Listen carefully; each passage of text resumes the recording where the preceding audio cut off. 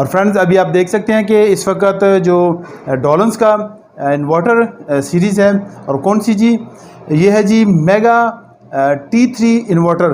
तो इस वक्त ये 16 डिग्री टेम्परेचर पे काम कर रहा है, लेकिन ऐसा हो रहा है कि ये यूनिट जो है वो बार बार बंद हो रहा है। तो देखें इसका आउटडोर मैंने खोला हुआ है, तो ये स्टार्ट होता है।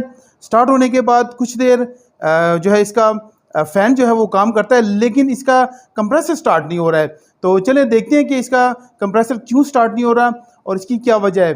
तो चले थोड़ा वेट करते हैं और हमें फिर जो है इसके इंडोर यूनिट पे हमें कुछ एरर आ जाएगा, तो उस एरर को फिर समझेंगे और देखेंगे कि इसमें क्या वजह है कि ये जो कंप्रेसर है वो स्टार्ट नहीं ले रहा है। तो आप देख सकते हैं कि यूनिट का जो फ़ैन मोटर है वो स्टार्ट हो गया हुआ है, लेकिन कंप्रेसर ने स्टार्ट नहीं लिया है।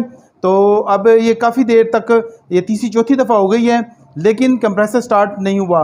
तो चले अब वेट करते हैं कि हमें ये इंडोर यूनिट क्या एरर देता है कि उसके बाद हम इस पर काम कर सकें।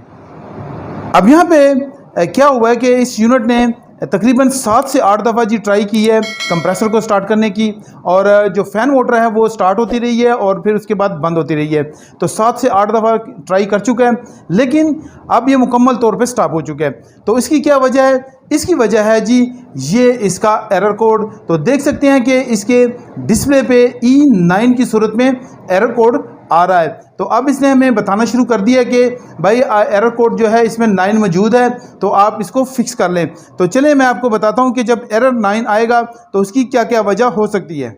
जबकि आप देख सकते हैं कि जो इसका इंडोर ब्लोअर है वो मुसलसल काम किए जा रहा है, और घंटों के हिसाब से इसको अगर आप छोड़ देंगे तो एरर भी आपको शो करता रहेगा और इंडोर भी जो है वो उसका ब्लोअर मोटर काम करती रहेगी। अब यहाँ पे हमेशा जब भी ऐसी कोई प्रॉब्लम आए तो अपनी जो यूनिट की इलेक्ट्रिक है उसको ज़रूर चेक कर लें, क्योंकि अक्सर ऐसा होता है कि जो इलेक्ट्रिक है अगर उसमें मसला आएगा तो फिर भी ये प्रॉब्लम आएगी, क्योंकि अगर वोल्टेज लो हो जाएंगे तो ये प्रॉब्लम करेगा, क्योंकि कंप्रेसर स्टार्ट लेने की कोशिश करेगा लेकिन वो स्टार्ट नहीं कर पाएगा। इसलिए इलेक्ट्रिक चेक करना बहुत ज़रूरी है, क्योंकि बाकी का फंक्शन जो है वो लो वोल्टेजेस पे भी चल जाता है, लेकिन कंप्रेसर जो है वो नहीं चलता है लो वोल्टेजेस पे। अब यहाँ पे मैं आपको बताता हूँ कि जो एरर आने की वजह है वो है जी इसका जो पीसीबी भी हो सकता है, और इसके अलावा इसका जो कंप्रेसर है वो भी फॉल्टी हो सकता है। लेकिन किस तरह से हमें पता चलेगा कि क्या चीज़ फॉल्टी है?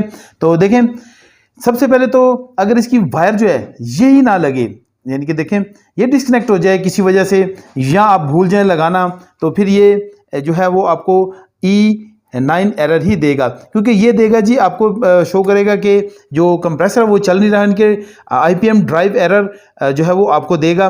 तो इसकी वजह से ये फिर आपकी प्रॉब्लम आएगी।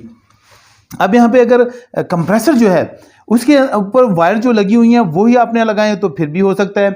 इसके अलावा कंप्रेसर जो है वो मैकेनिकली जाम हो जाए और उसमें जो है वो कंप्रेसर जाम होने की वजह से चल ना सके तो फिर भी ये प्रॉब्लम आएगी।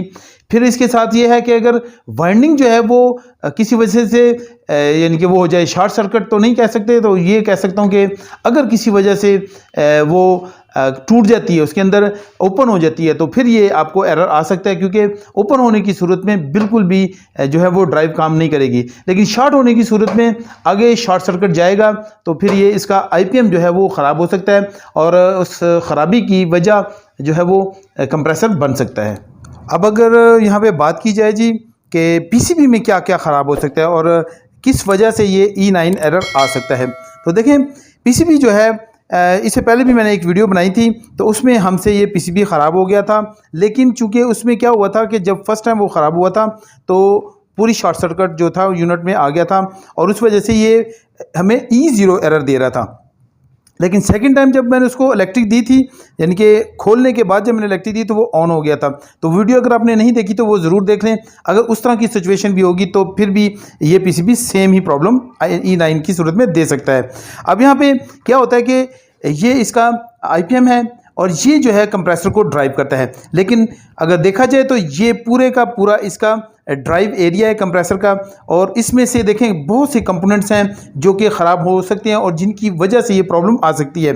ख़ास तौर पे अगर देखें, अगर तो हैवी शॉर्ट सर्किट आएगा और हाई साइड जो है वो ख़राब हो जाएगी तो फिर क्या होता है कि फिर ये पीसीबी टोटली डेड हो जाता है। फिर क्या होता है कि चूँकि इलेक्ट्रिक आने की सूरत में वो शॉर्ट सर्किट की वजह से ये पूरा पीसीबी ऑन नहीं हो पाता है, तो इस वजह से वो E0 की एरर जो है वो डिस्प्ले पे शो होता है, क्योंकि वो कम्युनिकेशन आपस में नहीं हो रही थी। लेकिन जब कम्युनिकेशन हो रही होगी और पीसीबी ऑन है और कंप्रेसर ड्राइव नहीं हो पा रहा, तो फिर यहाँ पे देखें, यहाँ पे ये IGBT ख़राब हो सकता है, डायोड शॉर्ट सर्किट हो सकती है, लेकिन फुल शॉर्ट सर्किट नहीं होगी, क्योंकि फुल शॉर्ट सर्किट होने की सूरत में फिर ये पीसीबी काम ही नहीं करता। फिर यहाँ पे देखें IGBT ड्राइवर है। इसके अलावा अगर जो लो साइड है IPM की, यहाँ पे आने वाली कोई एक रजिस्टर, कोई एक ट्रांजिस्टर जो है वो, यहाँ एक ड्राइवर जो है वो ख़राब हो जाएगा, तो फिर जो है ये आपको प्रॉब्लम आ सकती है, क्योंकि ख़ास तौर पे जो रेजिस्टेंस वगैरह है और ये कैपेसिटर्स हैं, इनका जो सेंसिंग सिस्टम मौजूद नहीं होता है, तो वो फिर डायरेक्ट जो है वो आपको E9 ही एरर आएगा। अब यहाँ पे और क्या प्रॉब्लम हो सकती है कि E9 जो है वो एरर आ जाए, तो देखें यहाँ पे 15 वोल्ट जो हैं वो चाहिए होते हैं इस जो लो साइड है इसको ड्राइव करने के लिए, 5 वोल्ट 15 वोल्ट। तो अगर दोनों में से कोई एक वोल्टेज यहाँ पे एब्सेंट हो जाएंगे, मौजूद नहीं होंगे, तो फिर भी ये सिस्टम काम नहीं करेगा। और ख़ास तौर पे देखें ये जो कैपेसिटर्स हैं, ये भी अगर काम ना करें, किसी वजह से शॉर्ट सर्किट हो जाएं या फिर फ्लक्चुएशन आ जाए इनमें, तो ये काम नहीं करेगा, फिर भी E9 एरर दे सकता है। और ये देखें, ये डायोड्स हैं, इनमें से कोई एक शॉर्ट सर्किट हो जाएगी तो फिर भी ये E9 ही एरर देगा। यहाँ पे देखें, ये बड़े कैपेसिटर्स लगे हुए हैं, तो ये कैपेसिटर्स अगर किसी वजह से शॉर्ट सर्किट हो जाते हैं लेकिन सिस्टम काम करता रहता है, तो फिर भी ये आपको E9 ही एरर आ सकता है। और इसके अलावा अगर ये कमज़ोर हो जाए, वीक हो जाए कैपेसिटर, तो फिर भी ये प्रॉब्लम E9 की सूरत में आएगा, क्योंकि जब कंप्रेसर ही ड्राइव नहीं करेगा तो ये फिर एरर E9 ही शो करता रहेगा।